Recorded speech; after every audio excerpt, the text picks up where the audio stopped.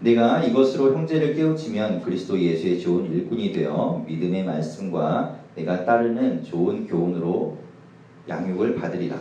망령되고 허탄한 신화를 버리고 경건에 이르도록 내 자신을 연단하라. 육체의 연단은 약간의 유익이 있으나 경건은 범사에 유익하니 금생과 내생의 약속이 있느니라. 이쁘다 이하여 모든 사람들이 관념하노라. 이를 위하여 우리가 수고하고 힘쓰는 것은 우리 소망을 살아계신 하나님께 둠이니 곧 모든 사람 특히 믿는 자들의 구주시라. 너는 이것들을 명하고 가르치라. 누구든지 내 연수함을 업신여기지 못하게 하고 오직 말과 행실과 사랑과 믿음과 정절에 있어서 믿는 자에게 본이 되어 내가 이를 때까지 읽는 것과 보는 것과 가르치는 것에 분명하라. 내 속에 있는 은사 곧 장로의 회에서 안수 받을 때에 예언을 통하여 받은 것을 가볍게 여기지 말며 이 모든 일에 전심전력하여 너의 성숙함을 모든 사람에게 나타나게 하라. 함께 읽겠습니다. 내가 내 자신과 가르침을 살펴 이 일을 계속하라. 이것을 행함으로 내 자신과 내게 듣는 자를 구원하리라. 아멘. 네, 가슴에 손을 얹고 저를 따라서 이렇게 하시겠습니다. 하나님은 나를 사랑하십니다. 하나님은 나를 사랑하십니다. 나는 그 사랑 안에 있습니다. 나는 그 사랑 안에 있습니다. 하나님은 오늘 나에게 말씀하실 것입니다.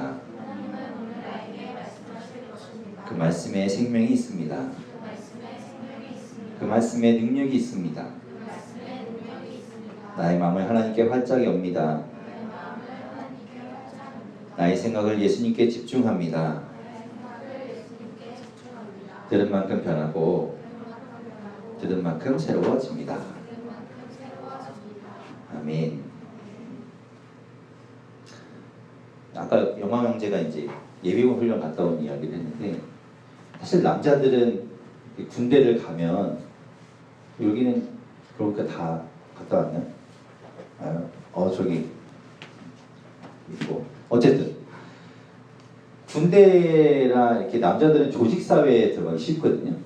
그래서 군대나 이렇게 어떤 조직 회사도 마찬가지고 들어가면 이게 서열이 정해집니다. 그래서 서열이 정해져서 그 서열에 따른 권위라는 게 생기게 돼요. 근데 이제 한번 그런 것들을 경험한 남자들 같은 경우엔 그 권위에 대해서 굉장히 알레르기 반응을 일으키는 사람들이 생깁니다. 이게 왜 그런가 하면 건강하지 못한 권위를 보았기 때문에 그렇죠. 그러니까 억압을 당한다든가 어떤 완력에 의해서 강압을 당한다든가 이러다 보니까 그때는 어쩔 수 없이 이제 복종하게 됐지만 이제 그 상황을 벗어나고 나서는 싫은 거예요. 그래서 이제 다시는 누가 나한테 뭘 이렇게 시키거나 아니면 뭐 해? 이거 해야 됩니다. 라고 그러면 이제 욱하는 거죠. 그래서 안 하려고 그러는 거예요. 근데 여자분들은 그런 게 많지 않죠. 그래서 그런 경험들이 많이 없을 거예요. 근데 남자들은 아마 다 그런 경험이 있을 겁니다. 그런데 사실 권위라는 건 원래는 굉장히 좋은 겁니다. 권위가 뭔가 하면 권위는 여러분이 생각을 해보세요. 여러분이 학교 다닐 때 학교들을 쭉 다녀왔잖아요. 그 학교 다닐 때 생각해보면 좋았던 선생님이 있을 거예요. 훌륭한 선생님. 그죠? 누군가 떠오르는 그 선생님은 정말 그건 정말 좋은 선생님이었어 라는 그 선생님이 계실 겁니다. 근데 그런 선생님들의 특징이 뭔가 하면 강압적이진 않아요.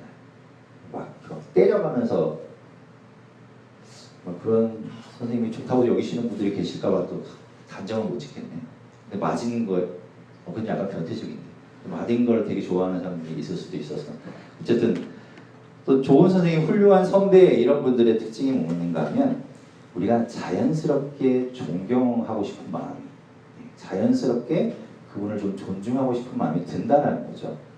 그런 존중과 존경이 자연스럽게 생기게 되면 그 사람한테 뭐가 생기는가 하면 권위라는 게 생깁니다. 그러니까 권위는 어떤 힘으로 막 내가 취득해서 갖게 되는 그거는 가짜 권위죠. 그런 건 약간 허수아비 권위라고 볼 수 있고 진짜 권위는 밑에서부터 자연스럽게 이 존경과 존중을 취함으로 인해서 갖게 되는 그 권위가 건강하고 바른 권위라고 생각이 됩니다. 자, 그렇게 이제 권위를 갖게 되면 어떤 일이 생기는가 하면 영향력이라는 게 생겨요. 그죠? 그래서 여러분이 정말 그 좋아했던 선생님, 그리고 정말 좋아했던 그 선배, 그러면 그 사람을 다 알고 싶거든요. 그래서 그 사람이 이야기하는, 그분이 이야기하는 건 왠지 더 듣고 싶고 그대로 하고 싶고 이런 생각이 들게 되는 거죠. 그러니까 한마디로 얘기해서 정말 힘이 생기는 거예요. 그리고 정말 영향력이 생기는 겁니다. 내가 막 이렇게 강압적으로 하지 않아도 그런 다른 사람을 움직일 수 있는 힘이 생긴다는 거예요. 권위라는 말이 원래는 이런 뜻을 가지고 있어요. 남을 지휘하거나 통솔하여 따르게 하는 힘, 또는 일정한 분야에서 사회적으로 인정을 받고 영향력을 끼칠 수 있는 위신이라는 단어적인 뜻을 갖고 있다는 거죠. 그러니까 지금 우리가 얘기한 것처럼 남을 지휘하거나 통솔하는 어떤 힘을 갖게 되는 건데, 그게 통솔 당하는 사람이 어떤 강압적으로 내가 어떤 억압에 의해서 반강제적으로 갖게 되는 것이 아니라 자연스럽게 내가 우러나와서 하게 되는 그런 존경을 가지고 권위를 주게 되면 그 권위를 받는 사람 또한 나를 움직여가는 힘을 갖게 된다는 겁니다. 그러니까 이게 아주 유기적으로 상관관계를 갖고 있는 거예요. 자, 이것이 건강한 권위의 흐름입니다. 그런데 이런 건강한 권위의 흐름을 갖지 못하고 이거를 내가 힘으로 어떤 권위를 가지려고 하다 보면 다른 사람을 움직일 때 이게 먹히질 않죠. 그래서 뭘 쓰나요? 폭력을 쓰거나 폭언을 하거나 하여튼 뭐 그런 여러 가지 수단을 사용해서 좀 힘을 행사하려고 하게 된다는 겁니다. 네, 그런 아마 여러분이 경험했던, 그래서 권위라는 말에 알레르기 반응이 일어나고 권위 그러면 왠지 반감이 생기는 건 그런 건강하지 못한, 올바르지 못한 권위를 경험했기 때문에 그럴 거예요. 저는 여러분이 건강한 권위를 가질 수 있기를 바라요.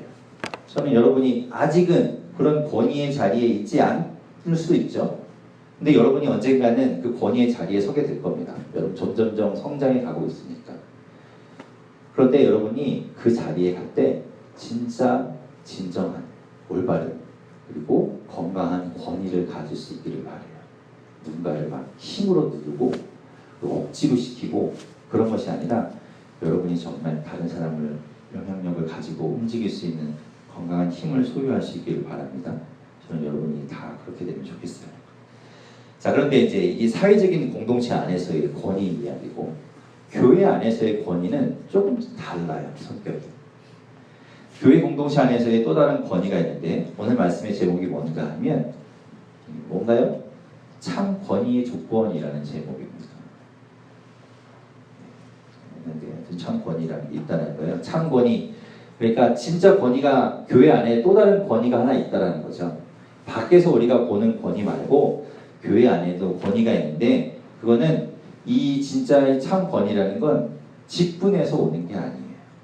연륜이나 교회의 어떤 오래 다닌 그 연수로 해서 오는 것이 아닙니다. 물론 여러분이 어른들에 대해서는 존경하는 마음과 또 공손한 태도를 가져야 되겠죠. 여러분이 뭐 꼭 직분이라서가 아니라 장로님이라서 막 그 앞에 가서 이렇게 90도로 인사를 하라는 게 아니라 어른이기 때문에 여러분의 도리인 거예요. 그죠? 여러분의 도리를 다하는 건데 교회 안에선 그런 직분이나 그런 연륜을 가지고 존중이 생기는 게 아니라 또 다른 걸 가지고 생기게 됩니다. 그래서 여러분이 아마 그런 분들을 보셨는지 모르겠지만 젊은데 교회 안에서 보면 와, 저분 참 멋있다. 그리고 왠지 좀 존경이 막 생기게 되고 저분처럼 되고 싶다라는 그런 영향력을 가진 분들을 만나게 되실 수도 있어요. 그러니까 그런 분들은 직분에 상관이 없죠. 그리고 교회를 오래 다닌 경력에 상관이 없습니다. 참 권위는 어디서 오는가 하면 교회에서 이야기하는 그 참 권위는 경건에서 옵니다. 경건에서부터 그런 것이 오는 거예요. 참 권위의 조건이 뭔가 하면 경건입니다. 경건. 여러분이 아마 경건한 사람을 보면 아마 그런 마음이 생길 거예요. 경건이라는 말을 또 사전적으로 찾아보니까 이런 말이에요. 공경하는 자세로 삼가고 조심하는 것. 그리고 내가 엄숙해지는 것. 그걸 경건이라고 말합니다. 그러니까 이게 무슨 말인가 하면 삶의 태도인 거죠. 어떤 사람을 보고 그리고 내가 무언가 경건하다라는 건 내가 스스로 삼가고 조심하는 거예요. 그게 이제 삶의 태도이고 자세인 거죠. 바로 그게 경건입니다. 그런데 교회 안에서의 경건은 누구 앞에 우리가 조심하고 삼가는가? 여러분이 내가 목회자라는 이유로 내 앞에서 막 경건하고 이런 게 아니라 여러분은 내가 아닌 내 뒤에 있는 하나님 앞에서 경건해야 되는 거예요. 물론 내가 나한테 막 칙칙칙 뱉으면서 막 반말 까고 이러라는 얘기는 아니고 아까 얘기했듯이 이건 어른에 대한 예의인 거고 정말 여러분이 경건해야 되는 건 하나님, 하나님의 대상을 하나님 앞에서 여러분이 조심하고 삼가하는 것. 그래야 된다는 거죠. 삶의 태도를 그렇게 가져야 된다는 거예요. 하나님 앞에 내가 있다. 하나님 앞에서 조심한다. 하나님 앞에서 내가 주의한다. 하나님 앞에서 내가 삼가한다라는 마음을 가져야 된다는 겁니다. 이게 바로 경건인 거예요.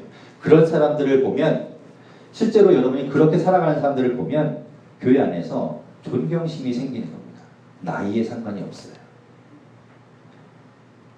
죄송합니다. 장로님이라도 이렇지 않다면 우리가 그분을 참으로 존경할 수가 없지요. 애석하지만 권사님이 또 마찬가지, 안수집사 마찬가지, 목회자도 마찬가지. 하나님 앞에 그렇게 경건하게 살아가는 모습이 아니라고 한다면 여러분이 아마 볼 때도 그분을 존경하거나 존중해주고 싶은 마음이 안 생길 거예요. 즉 다시 말해서 그분에겐 참 권위가 생기지 않는 겁니다. 주의해야 되겠죠. 저도 그렇고. 자, 그런데 경건은 삶의 태도이고 자세예요. 삶의 태도이고 자세. 근데 오늘 말씀에 보면 이런 이야기를 합니다. 오늘 우리가 읽은 본문이 6절부터 말씀인데 그 앞에도 1절부터 5절까지의 이야기가 있어요. 근데 그거는 아마 분량상 빠진 것 같은데 그 1절부터 5절까지의 말씀에 무슨 이야기가 나오는가 하면 아마도 이 디모데가 사역하고 있는 에베소 교회에 초대 교회에 마찬가지로 여러 가지 문제들이 있는데 무슨 문제가 있었는가 하면 우상에게 바쳐졌던 음식에 대한 문제가 있었던 것 같아요. 대표적으로 고린도 전서에 보면 그런 이야기가 나오죠. 우상에게 바쳐졌던 그 제물로 쓰였던 그 고기라든가 그 제물을 그 음식들을 과연 먹어도 되느냐 안 되느냐를 가지고 논란이 있었던 거예요. 그런데 그 동일한 문제가 아마도 이 에베소 교회에도 있었던 것 같아요. 그래서 사도 바울이 그거에 대해서 이야기해 줍니다. 왜 그런 문제가 나오는가 하면 지금 제가 언젠가 설명했던 것 같은데 지금은 아마 여러분이 고기를 먹고 싶으면 어떻게 하나요? 정육점에 가서 사 먹던가 저희 마트에도 팔고 엉생 가서 막 무한리필로 먹던가 그러면 얼마든지 고기를 먹을 수 있어요. 그죠?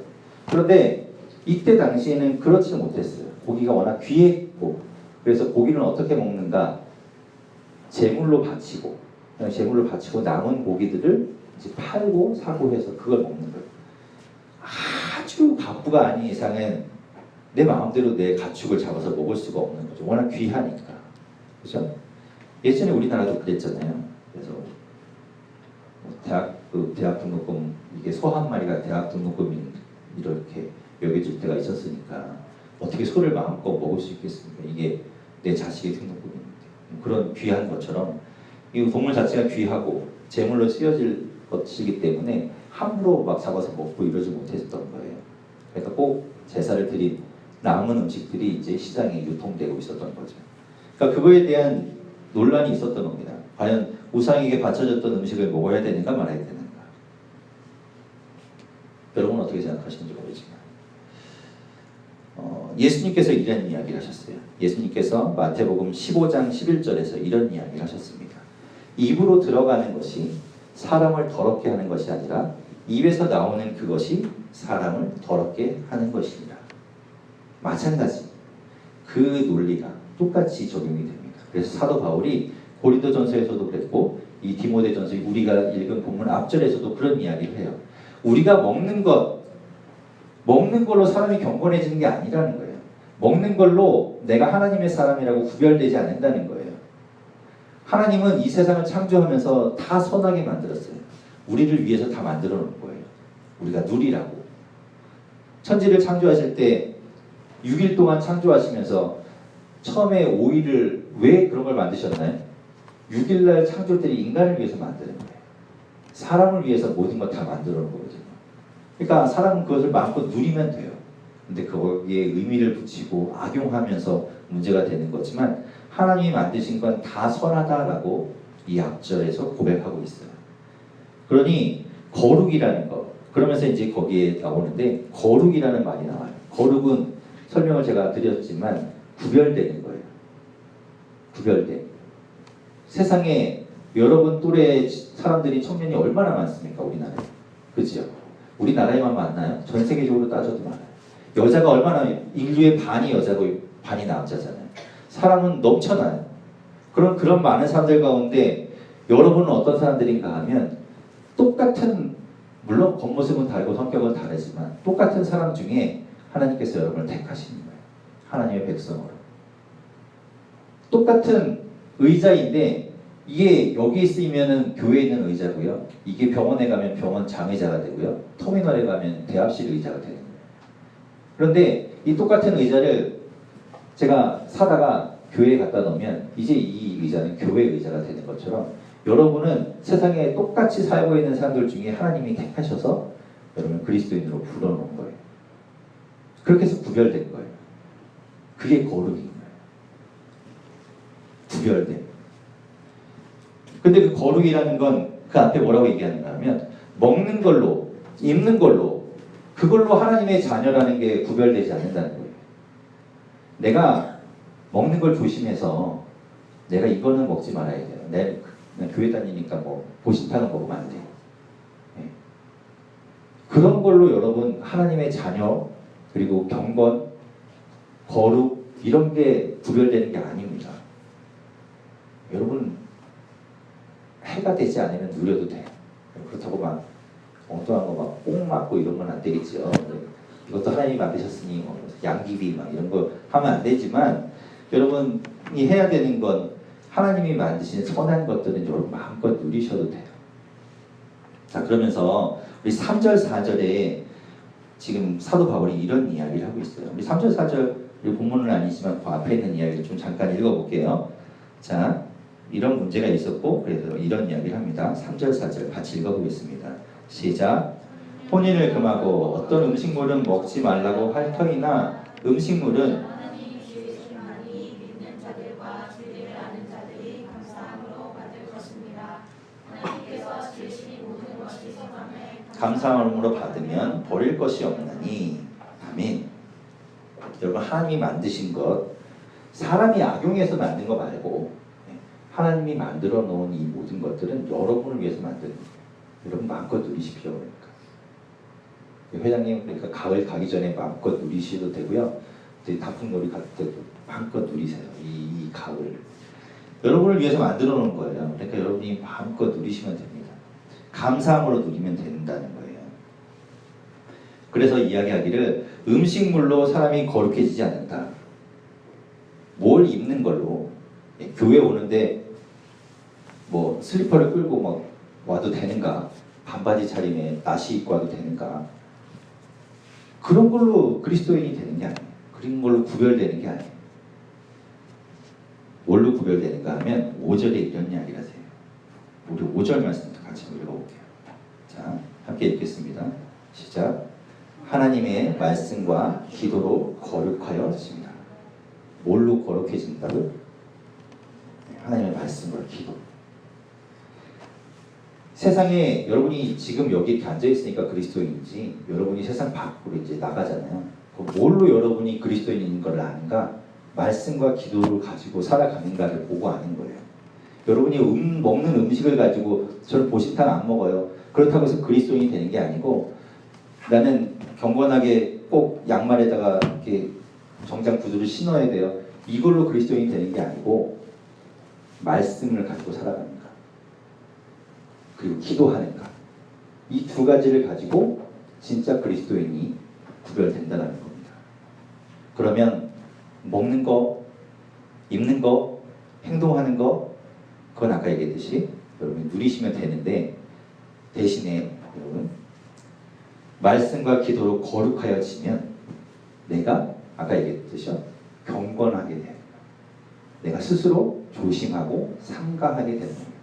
그러니까 이게 순서가 달라요. 내가 입는 거를 조심하게 입고 먹는 걸 조심해서 먹는다고 거룩해지는 게 아니라 일단 내가 하나님의 말씀과 기도로 거룩해지면 그 다음 나의 행동이 달라지는 거죠. 거룩한 사람들은 먹는 것도 조심해서 먹게 되고 입는 것도 조심해서 입게 된다는 겁니다. 순서가 달라지는 거예요. 그걸 여러분이 아셔야 돼요. 우리는 세상과 뭘로 구별되는가? 말씀과 기도로 구별된다는 거 잊지 마십시오. 여러분 그러니까 두 가지 꼭 붙들어야 되는 거 말씀과 기도. 그게 꼭 같이 가야 돼요.